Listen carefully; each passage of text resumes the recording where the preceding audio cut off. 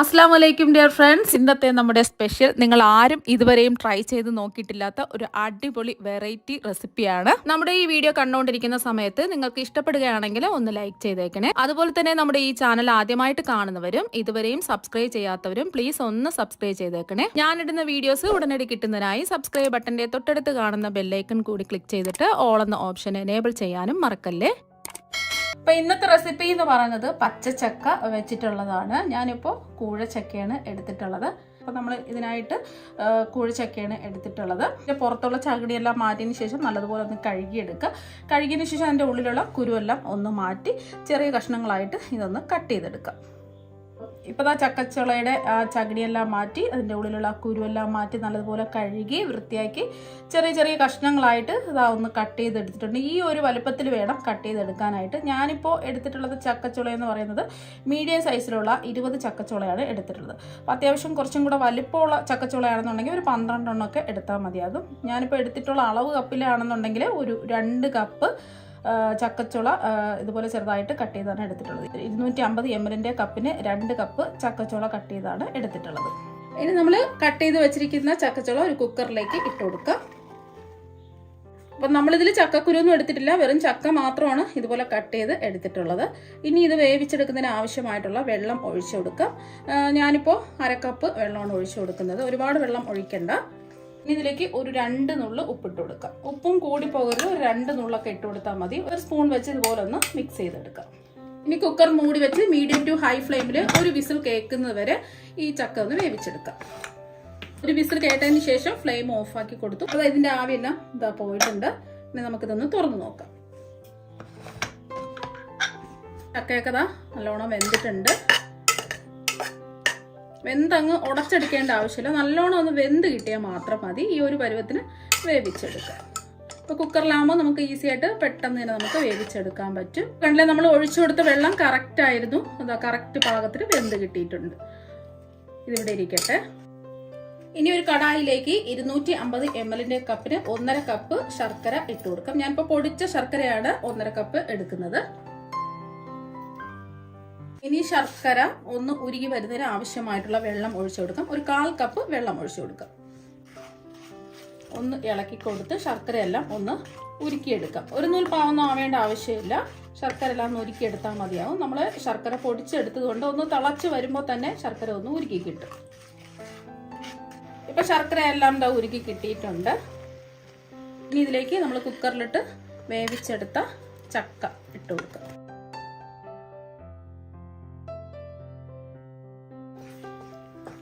ഒന്ന് ഇളക്കി കൊടുക്കാം. ഇനി ഇതിലേക്ക് നമ്മൾ 1 ടീസ്പൂൺ നെയ്യും കൂടി ചേർത്ത് കൊടുക്കാം. ഈ ശർക്കര പാനി കിടന്ന് ഈ ചക്ക എല്ലാം ഒന്ന് വറ്റി വരണം.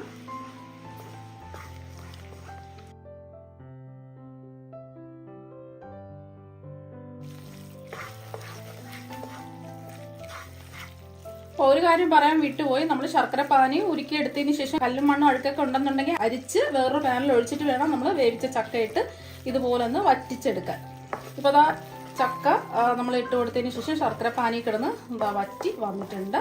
ഈ ഒരു പരുവത്തിന് ഒരു 3 മിനിറ്റെങ്കിലും ഇതുപോലെ ഒന്ന് മീഡിയം ഫ്ലെയിമിലിട്ടിട്ട് ഇളക്കി കൊടുക്കാം. അപ്പോൾ നല്ലോണം ഒന്ന് വറ്റി വന്നിട്ടുണ്ട്. ഇതിലേക്ക് നമ്മൾ ചേർത്ത് കൊടുക്കുന്നത് വേവിച്ചെടുത്ത ചൗവരിയാണ്. ഞാൻ 250 ml കപ്പിന് 1/2 കപ്പ് ചൗവരി നല്ലതുപോലെ ഒന്ന് കഴുകിയതിന് ശേഷം കുറച്ച് വെള്ളത്തിൽ ഒരു അരമണിക്കൂർ കുതിർത്തെടുത്തിട്ട് 2 കപ്പ് വെള്ളം ഒഴിച്ച് ചൗവരി വേവിച്ചെടുത്തിട്ടുള്ളതാണ്. ഒരിയും കൂടി ഇട്ട് കൊടുത്തതിന് ശേഷം 1-2 മിനിറ്റ് ഒന്ന് ഇളക്കി കൊടുക്കുക. മീഡിയം ഫ്ലെയിം തന്നെ വെച്ച് കൊടുക്കുക. നമ്മൾ ചൗവരി കുതിർക്കാതെ വേവിച്ചെടുക്കുകയാണെന്നുണ്ടെങ്കിൽ ചൗവരി വെന്ത് വരാൻ കുറച്ച് സമയം എടുക്കും. ഇത്രയും ചൗവരി വേണ്ടാന്നുണ്ടെങ്കിൽ ഒരു 1/4 കപ്പ് ചൗവരി എടുത്താലും മതി.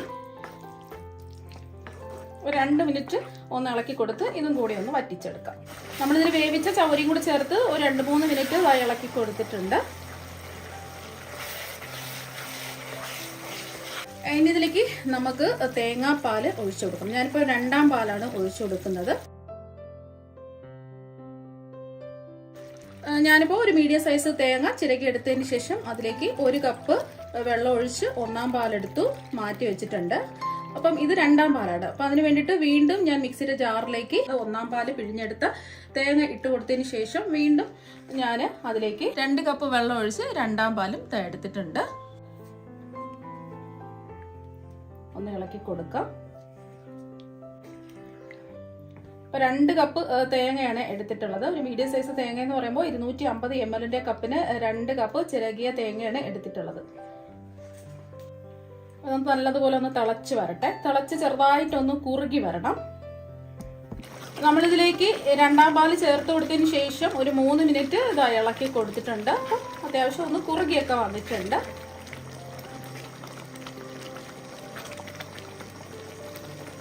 ഇനി നമ്മൾ ഫ്ലേവറിന് വേണ്ടിയിട്ട് ഒരു 5 ഏലക്ക തല്ലി ചതച്ചതാണ് ഇട്ട് കൊടുക്കുന്നത്. ഏലക്ക ഇല്ലാന്നുണ്ടെങ്കിൽ ഏലക്ക പൊടി ചേർത്ത് കൊടുത്താൽ മതി. ഒരു 1/2 ടീസ്പൂൺ ഏലക്ക പൊടി ചേർത്ത് കൊടുത്താൽ മതി. നമ്മൾ സാധാരണ പഞ്ചസാര ഇട്ട് ഏലക്ക പൊടിക്കാറുണ്ട്. അപ്പം അങ്ങനത്തെ ഏലക്ക പൊടിയാണെന്നുണ്ടെങ്കിൽ 1 ടീസ്പൂൺ ചേർത്ത് കൊടുക്കുക. ഇനി ഇതിലേക്ക് നമ്മൾ ചേർത്ത് കൊടുക്കുന്നത് ചുക്ക് പൊടിച്ചത് 1/2 ടീസ്പൂണാണ് ചേർത്ത് കൊടുക്കുന്നത്. അപ്പോൾ ചുക്കിൻ്റെ ടേസ്റ്റും മണമൊന്നും ഇഷ്ടമില്ലാത്തവർക്ക് ചുക്ക് ഒഴിവാക്കിയിട്ട് ഏലക്ക മാത്രം ചേർത്ത് കൊടുത്താൽ മതി. നിങ്ങൾക്ക് വേണമെന്നുണ്ടെങ്കിൽ 1 ടേബിൾ സ്പൂൺ പഞ്ചസാര ഇട്ട് അതിൽ ഈ 5 ഏലക്കയും ഒരു ചെറിയൊരു കഷ്ണം ചുക്കും ഇട്ടിട്ട് നല്ലതുപോലെ ഒന്ന് പൊടിച്ചിട്ട് ഇതിലേക്ക് ചേർത്ത് കൊടുക്കാവുന്നതാണ്. അപ്പം അങ്ങനെയും ചെയ്യാം. അല്ലാതെ ഇടികല്ല് വെച്ചിട്ട് ഇതുപോലെ ചതച്ച് ഇട്ട് കൊടുത്താലും മതി. അപ്പം നല്ലൊരു മണമൊക്കെ വരുന്നുണ്ട്. ഒന്ന് ഇളക്കി കൊടുത്തതിന് ശേഷം ഇനി ഇതിലേക്ക് നമ്മൾ ചേർത്ത് കൊടുക്കുന്നത് നല്ല കട്ടിയുള്ള 1ാം പാലാണ്. 1 കപ്പ് ഇതിലേക്ക് ഒഴിച്ചു കൊടുക്കാം. 1ാം പാൽ ഒഴിച്ചു കൊടുത്തതിന് ശേഷം തിളപ്പിക്കരുത്. ഒന്ന് ചൂടായി കിട്ടിയാൽ മാത്രം മതി. ഒന്ന് ഇളക്കി കൊടുക്കാം. അപ്പോൾ മധുരമൊക്കെ നിങ്ങളുടെ ഇഷ്ടത്തിനനുസരിച്ച് ചേർത്ത് കൊടുക്കുക. ഇത് അത്യാവശ്യം നോർമൽ മധുരമാണ്. ഇപ്പം ഇത്രയും മധുരം വേണ്ടാന്നുണ്ടെങ്കിൽ നിങ്ങൾ 1 കപ്പ് ശർക്കര എടുത്താലും മതി. അപ്പം ചിലർക്ക് മധുരം കുറച്ച് മതി. അപ്പം അങ്ങനെയുള്ളവർക്ക് 1 കപ്പ് ശർക്കര പൊടിച്ചത് എടുത്താൽ മതി.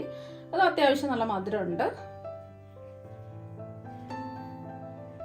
നല്ലോണം ഒന്ന് ചൂടായിട്ടുണ്ട്. തിളക്കരുത്. തിളച്ചാൽ പിന്നെ അതിന്റെ ടേസ്റ്റ് മുഴുവൻ അങ്ങ് മാറിപ്പോവും. നല്ലോണം ഒന്ന് ചൂടായാൽ മാത്രം മതി. പിന്നെ നമുക്ക് ഫ്ലെയിം ഓഫ് ആക്കാം. ഇനി കുറച്ച് പണിയും കൂടെ ബാക്കിയുണ്ട്. ഇനി ചൂടായി കിടക്കുന്ന ഒരു പാനിലേക്ക് 1 ടേബിൾ സ്പൂൺ നെയ്യ് ഒഴിച്ചു കൊടുക്കാം. നെയ്യ് ഒന്ന് ചൂടാവട്ടെ. അപ്പൊ നെയ്യ് ഒന്ന് ചൂടായിട്ടുണ്ട്. ഇതിലേക്ക് ഒരു 2 ടേബിൾ സ്പൂൺ തേങ്ങ കൊത്ത് ചെറുതായിട്ട് കട്ട് ചെയ്തെടുത്ത തേങ്ങ കൊത്ത് ഇതിലേക്ക് ഇട്ട് കൊടുക്കാം. ഫ്ലെയിം മീഡിയം ഫ്ലെയിം വെച്ച് കൊടുക്കാം. ചെറുതായിട്ടൊന്ന് നിറമൊക്കെ മാറുന്നത് വരെ ഒന്ന് ഇളക്കി കൊടുക്കാം.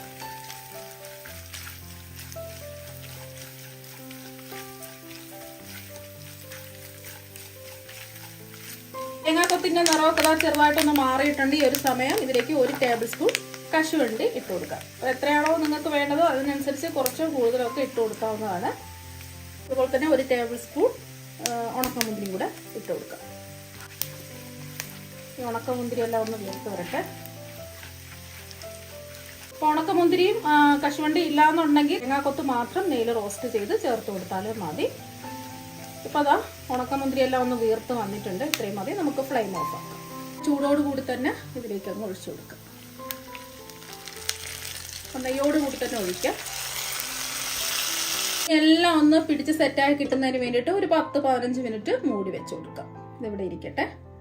ഇപ്പം നമ്മളിത് മൂടി വെച്ച് കൊടുത്തിട്ട് ഒരു 15 മിനിറ്റ് ആയി. നല്ലോണം എല്ലാം ഒന്ന് സെറ്റായി കുറുകിയൊക്കെ വന്നിട്ടുണ്ട്. ഏകദേശം നിങ്ങൾക്ക് കാര്യം പിടിയിട്ടിട്ടുണ്ടാവും ഇതെന്താണ് ചെയ്തിട്ടെടുക്കുന്നതെന്ന്. അപ്പോൾ പച്ച ചക്ക വെച്ചിട്ടുള്ള നമ്മളെ പ്രഥമനാണ് തയ്യാറാക്കിയിരിക്കുന്നത്. നല്ല അടിപൊളി ടേസ്റ്റാണ് കഴിക്കാൻ വേണ്ടിയിട്ട്. സാധാരണ നമ്മൾ പഴുത്ത ചക്ക വെച്ചിട്ടല്ലേ പ്രഥമനൊക്കെ തയ്യാറാക്കുന്നത്. അപ്പം നിങ്ങൾ ഒരു പ്രാവശ്യം കൂഴച്ചക്ക വെച്ചിട്ടുള്ള പച്ചച്ചക്കയിലും ചെയ്യാം. അതുപോലെ തന്നെ പരിക്കച്ചക്ക വെച്ചിട്ടുള്ള പച്ചച്ചക്കയിലും ചെയ്യാവുന്നതാണ്. എനിക്ക് കൂടുതലും ടേസ്റ്റ് തോന്നിയിട്ടുള്ളത് ഈ കൂഴച്ചക്ക വെച്ചിട്ടുള്ള പച്ചച്ചക്ക നമ്മൾ ചെയ്തിട്ട് പ്രഥമൻ തയ്യാറാക്കി എടുക്കുമ്പോൾ ഒരു അടിപൊളി ടേസ്റ്റാണ്. ഇനി ഒരു പാത്രത്തിലേക്ക് സെർവ് ചെയ്യാം. ഇപ്പം അതാ ഒരു പാത്രത്തിലേക്ക് സെർവ് ചെയ്ത് എടുത്തിട്ടുണ്ട്. നല്ലൊരു മണവും നല്ലൊരു ടേസ്റ്റാണ്. കുട്ടികൾക്കും മുതിർന്നവർക്കും എല്ലാവർക്കും ഒരുപോലെ ഇഷ്ടപ്പെടും ഈ പ്രഥമൻ. അപ്പം നമ്മൾ കൂഴച്ചക്ക വെച്ചിട്ടുള്ള പച്ചച്ചക്കയാണ് വെച്ച് ചെയ്തിട്ടുള്ളത്. മിക്ക എല്ലാവരുടെയും വീട്ടിൽ കൂഴച്ചക്കയൊക്കെ ഉള്ളതാണ്. അപ്പോൾ കൂഴച്ചക്ക വെച്ചിട്ടുള്ള പച്ചച്ചക്ക വെച്ചിട്ടുള്ള ഈ പ്രഥമൻ ഒരു പ്രാവശ്യം ഒന്ന് ട്രൈ ചെയ്ത് നോക്കുക. എല്ലാവർക്കും ഒരുപാട് ഇഷ്ടമാകും. അപ്പോൾ നമുക്ക് മറ്റൊരു വെറൈറ്റി വീഡിയോ ആയിട്ട് വീണ്ടും കാണാം. താങ്ക്